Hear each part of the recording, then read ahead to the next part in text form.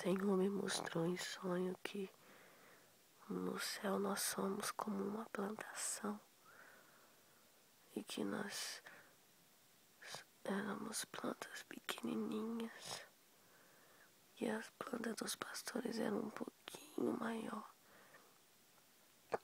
mas todos estavam preocupados com muitas coisas deste mundo, com roupa. E o Senhor disse que há uma diferença.